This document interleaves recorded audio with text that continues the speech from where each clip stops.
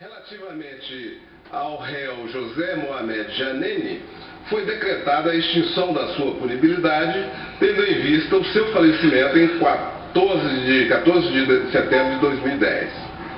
Publicado o acordo no dia 9 de novembro de 2007, eu determinei a realização dos interrogatórios dos réus.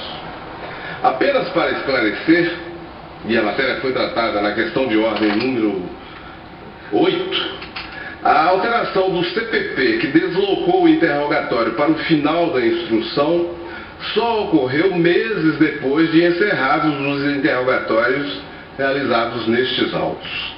Os últimos interrogatórios ocorreram no dia 17 de março de 2008. Já a alteração do artigo 400 do Código de Processo Penal só foi promulgada no dia 20 de junho de 2008 e só entrou em vigor em agosto, tendo em vista a vacatio legis de 60 dias. Em seguida eu indico em que páginas dos autos, páginas e volumes dos autos, se encontram os relatórios de cada um dos réus, cada um dos interrogatórios. Todos os réus negaram em seus interrogatórios a prática dos crimes que lhes foram imputados. Os réus encarregados da entrega do dinheiro aos intermediários dos beneficiários finais alegaram que os recursos haviam sido adquiridos licitamente por empréstimos bancários, não tendo por isso origem criminosa, o que afastaria a incidência do tipo penal de lavagem de dinheiro. Negam ainda a acusação de que os empréstimos seriam fraudulentos. Os gestores do Banco Rural alegaram, por sua vez, que todo o procedimento foi feito com observância das normas do Banco Central.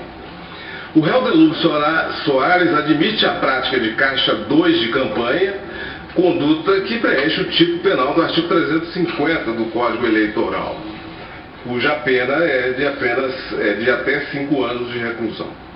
Os réus que receberam os recursos por meio dos intermediários do esquema alegaram que se tratava de ajuda financeira repassada pelo tesoureiro do Partido dos Trabalhadores, destinada ao pagamento de fornecedores de campanha.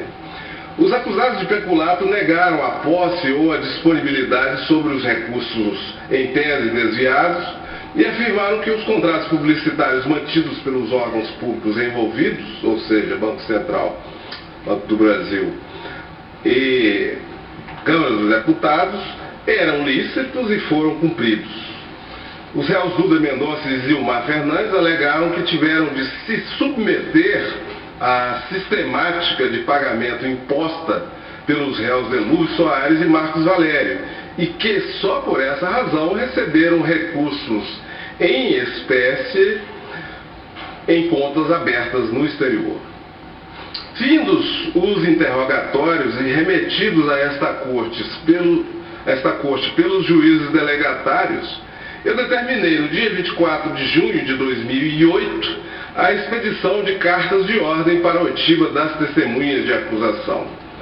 Os depoimentos das testemunhas de acusação encontram-se nos volumes 79 a 93 e as testemunhas da defesa nos volumes 96 a 191 dos autos. Deferi ainda a realização de provas periciais sobre dados bancários, cheques, contratos, livros contábeis, documentos fiscais, relatórios e documentos de inspeção e fiscalização, discos rígidos, mídias digitais, etc.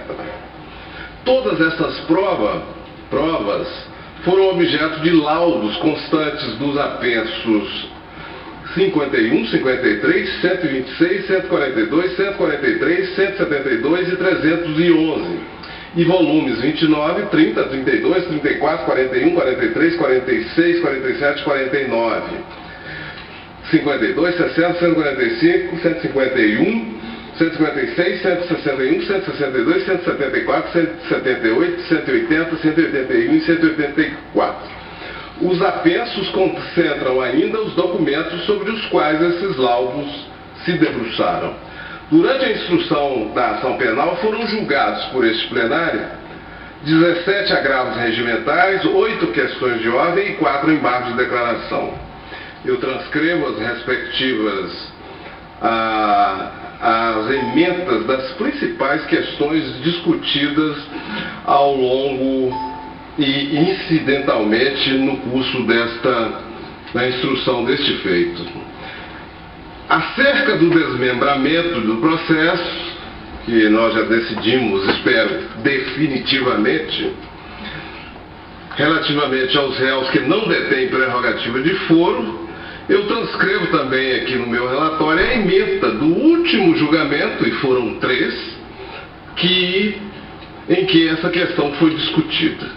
Quanto à instrução processual, cito primeiramente decisão desse plenário acerca do método de cumprimento das cartas de ordem no curso da ação penal.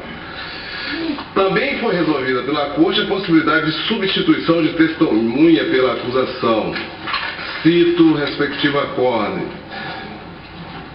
A Corte também se manifestou sobre o cumprimento de cartas de ordem na fase de oitivas de testemunha. Cito o respectivo acórdão. Na mesma fase, o plenário indeferiu a oitiva de algumas das testemunhas arroladas pela defesa, residentes no exterior, nos seguintes termos, cito apenas um curto trecho. Questão de ordem, ação penal originária, expedição de cartas rogatórias, necessidade de demonstração da sua imprescindibilidade, pagamento prévio das custas, assistência judiciária para os economicamente necessitados, constitucionalidade do artigo 222-A do CPP, deferimento parcial da oitiva das testemunhas residentes no exterior no prazo de 6 meses. Cito o trecho do acórdão de recebimento da denúncia relativamente a esse fato. A realização das provas periciais também foi submetida a este plenário, que decidiu primeiramente a seguinte questão: agravamento mental, repetição de perícia, realização por perito particular, indeferimento.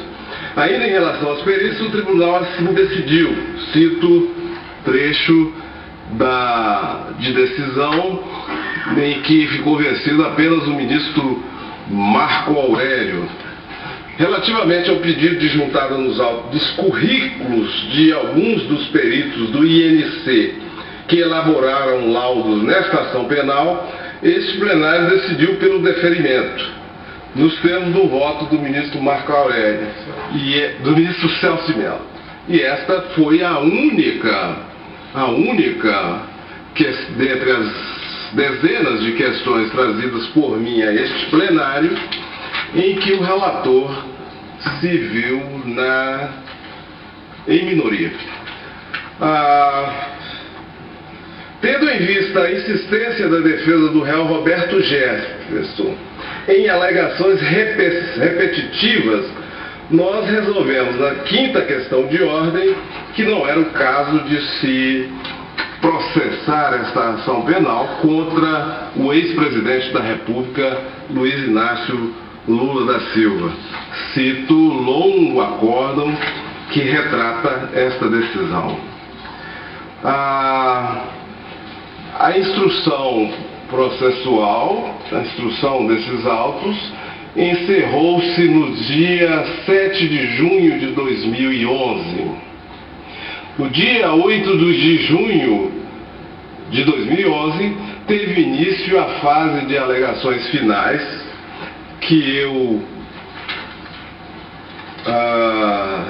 cujas peças eu, de maneira sucinta, transcrevo neste relatório. E é isso, senhor presidente.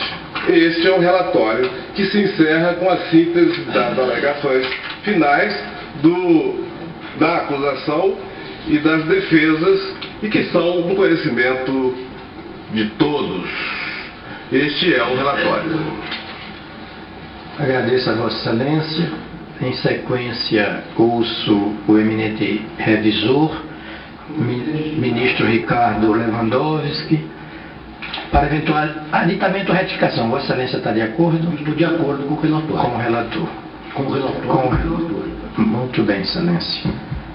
Bem, ultrapassada esta fase do relatório do eminente relator ministro Joaquim Barbosa, agora referendado pelo eminente ministro revisor Ricardo Lewandowski, eu declaro encerrada a sessão de hoje, convocando de logo sessão extraordinária para amanhã, dia 3/8 de 2012, sexta-feira, às 14 horas, ocasião em que Sua Excelência, o senhor Procurador-Geral da República, Dr. Roberto Gurgel Santos, fará a sua sustentação oral. Agradeço a presença de todos.